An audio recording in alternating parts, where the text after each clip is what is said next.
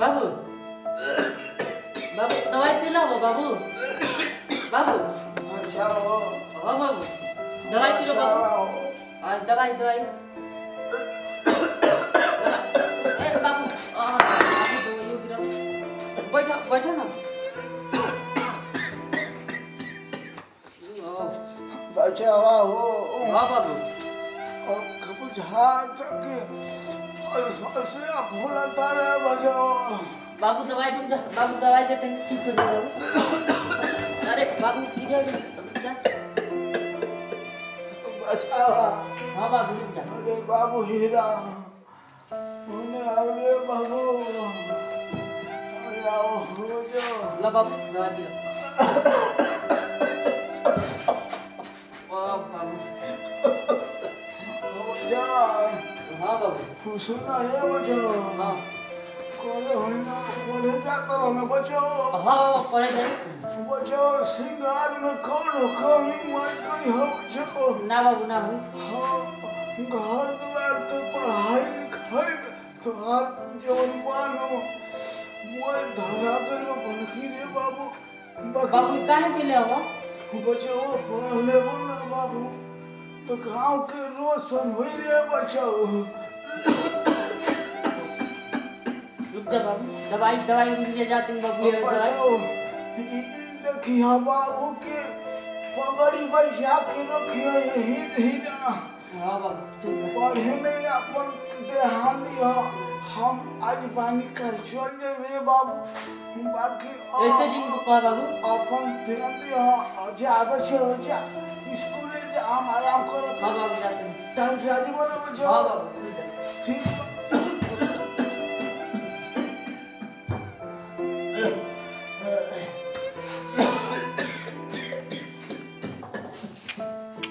दवाई पी लिए बाबू तो भाई ठीक ठीक बाबा जाओ जा जा बच्चे जा बोल ही है बाबू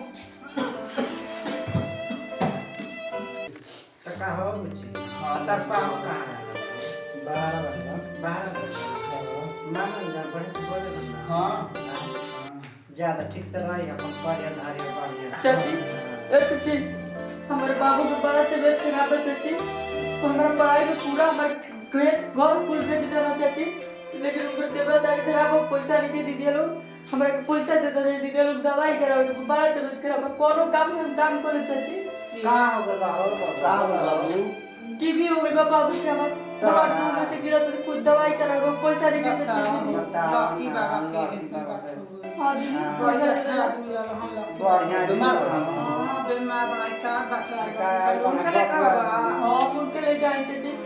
कोनो काम में काम कर दे चाची बड़ी मां चल कहत रहन लकी बाबा काम ना दे बाबू काहे के काम करबा काम ना करे रूप हमनी के मदद करम जा काम नहीं की करेगा तार बाबू काहे के काम करबा हमनी के बात नहीं हमरे का ध्यान देगा हां लकी बाबा कैसे न वक्त फाटल अपने पर तरह की है लड़का के अपना अच्छा अच्छा कपड़ा पहिरावता अच्छा से रखता पढ़ाई लिखाई भी करावता ठीक है बा बड़ा बढ़िया से ए चाची दे दा बाबा के बात खाते दा लाए बच्चा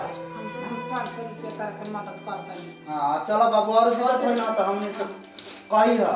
बेजी छ कही हमनी से जहां सब चल इंसान को बड़ा बुलाए चाची हम पैसा भी दे दे चाची सुना ये नाम के किलो में मिला के दे रहे हां पर में बच्चो हां जल्दी से बाबू दे खा दिखा दो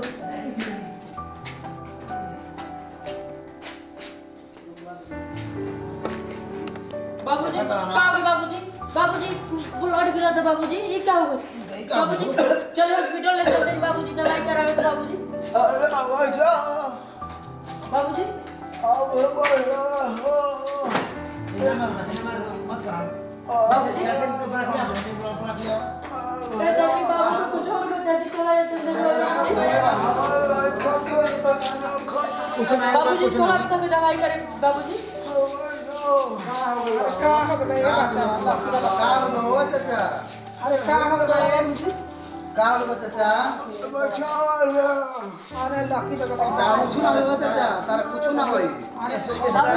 हमारा हीरा कुछ ना होई तार हमनी के मान गया बेचा भाई अच्छा बेचारा बढ़िया दिन बाबूजी बाबूजी बाबूजी बाबूजी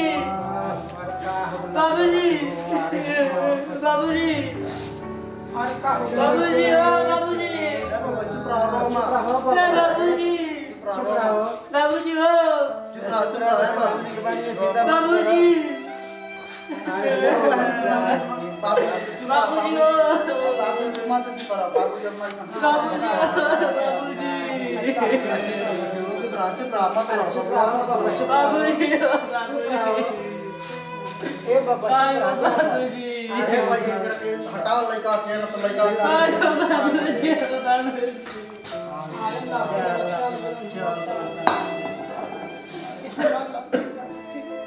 कितना बढ़िया आदमी हो का हो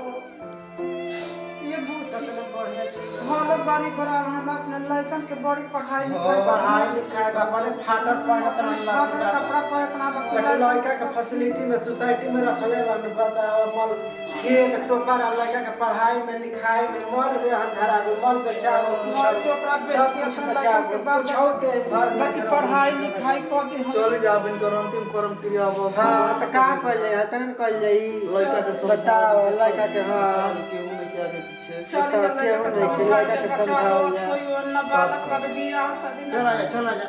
बताओ चला चलो